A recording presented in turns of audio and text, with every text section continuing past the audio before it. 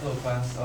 Who watches porn here? Anybody? Are you watching porn right there? That's right. I'm going to talk about porn today. Just right now, 28,258 people on the internet watching porn.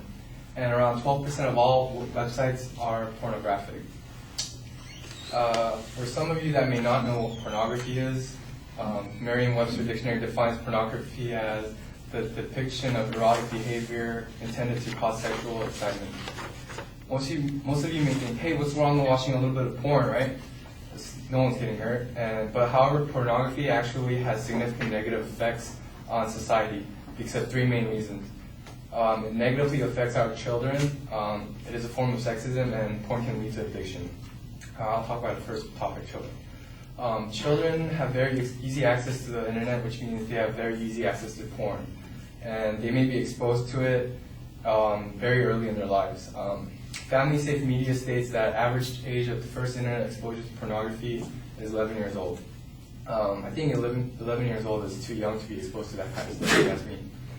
And according to Donna Rice Hughes, president of Enough is Enough, an internationally known internet safety expert and advocate, she states that children under the ages of 14 exposed to pornography is related to greater involvement in deviant sexual practice, particularly rape. And a study conducted by W.L. Marshall, an author about child molesters, reports that 53% of child molesters deliberately use the stimuli of pornography as they prepare to offend, and that's a lot. And also, I think pornography is a threat to young children to becoming victims of sexual violence. And another way children are negatively affected by porn is sexual illness and unplanned pregnancies. Although schools offer sexual education at that age, I don't think you guys know what's going on, you know. And ProtectKids.com state that children are exposed to porn, they learn about sex without responsibility, and that they think it's acceptable and desirable. This leads to unsafe sex, which leads to STDs and unplanned pregnancies at an early age. Neil Postman, the author of the book, The Disappearance of Childhood, state that the U.S. has 1 in 4 sexually experienced teenagers acquiring an STD every year, and resulting in millions of teenage STDs. If you guys watch MTV these days, like there's shows like 16 and Pregnant and Teen Mom, that just shows you like the viewers' consequences of unsafe sex. And I think that's trying to educate people like there's a lot of these occurrences, maybe due to early exposure to porn. Porn not only can cause children to have unsafe sex and pregnancies, but STDs, but this can also change their attitudes and values. Porn contains dehumanization of female, and sexual scenes are informing tools of sex education. Donna Rice Hughes state that replicated studies have demonstrated that exposure to significant amounts of increasingly graphic forms of pornography has a dramatic effect on how adult consumers view women's sexual abuse, sexual relationships, and sex in general. If you think about it, if adults get affected by that, imagine what the children get affected. Pornography is ultimately a form of sexism. Generally, most porn have women objectified and the men are in control. Rabbi Shmuley on the Oprah radio show says that this leads men to regard women as subordinate, and that all males see are breasts and genitalia. So they can't relate to women because there is no person, they only see body parts. This type of message is not good for anybody to be exposed to. Also, another thing that most porn films have in common are standards of beauty. Most films have actresses that cultivate an unrealistic standard of beauty that no woman can live up to. Also, porn portrays all women in 1 of 4 degrading, dehumanizing categories. Rabbi Shmuley says that they're either greedy gold diggers, mindless playmates, insatiable nymphomaniacs, or people who crave pain. And this can lead to an inability to form meaningful romantic relationships and even violence against women. My third topic is that porn addiction is another negative effect pornography has on society. Porn is a drug that leads to addiction. Rabbi Shmuley also says that men often consume more and more porn, which can lead to distancing themselves from their loved ones and loss of their jobs. With new developments of technology, you can get porn anywhere. You can get easier than drugs or alcohol without leaving your house. According to Dr. Patrick F. Fagan, married men who are involved in pornography feel less satisfied with their conjugal relations and less emotionally attached to their wives, which can lead to disaster and family disasters. It can also affect your finances. For example, when I was in the military, I knew a coworker who watched porn while on duty, and he got deranked and lost in pay.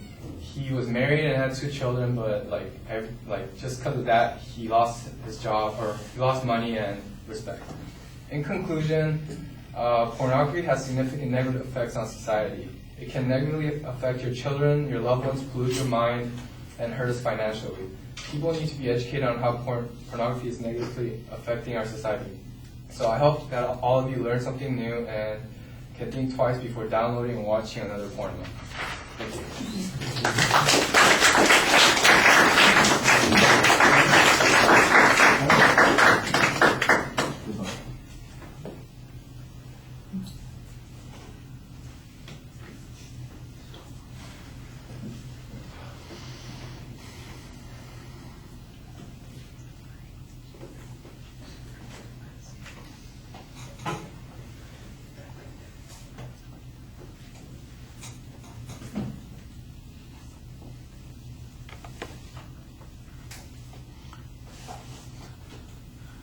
All right, well, you clearly state the proposition at the beginning, and you label the secondary issues also fairly clearly. I thought the transition on the second point was a little bit awkward, and when you got to the third point, we had the same sort of problem.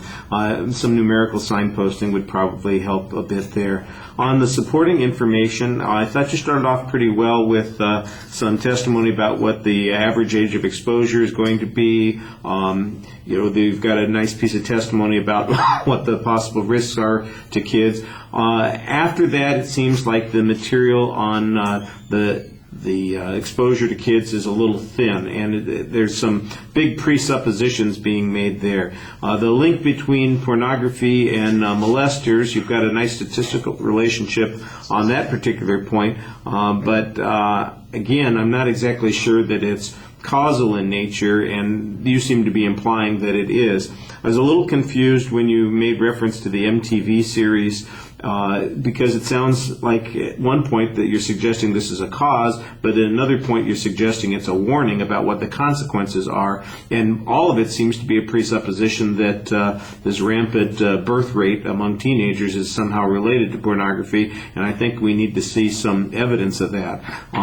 You would think with the exposure that is available, the ease with which pornography could be found, that we would be having an increased number in the kinds of problems that you're talking about, child molestation or teen pregnancies or spread of diseases. Has that been the trend in the last 10 or 15 years since widespread access to the internet has become standard practice? That's something I think might have supported your point. You do a pretty good job citing your sources consistently. I think you've got some basic generalizations you provided some information on. I don't think that they're always as convincing as they could be. You have limited audience contact. It sounds a little bit like you're rushing at some points. So, pacing yourself would probably be a good idea, although you do end really pretty much where you're supposed to be on time. I just thought that the research that you have is a little incomplete. Sometimes it describes a lot of things, but there's not any follow-up information to show that that is in fact the outcome for people who are utilizing pornography. For instance, you mentioned you've got the one example about the guy who gets demoted and he loses esteem in the view of his family and coworkers, that sort of thing. Well, how typical are those kinds of incidents? You mentioned at one point there's data that says men might view women in their romantic relationships, I guess it's in their marriage differently. They're going to view their wife with less satisfaction, so on and so forth.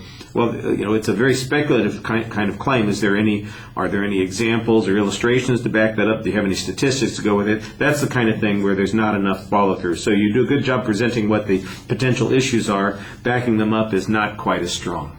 All right, thank you.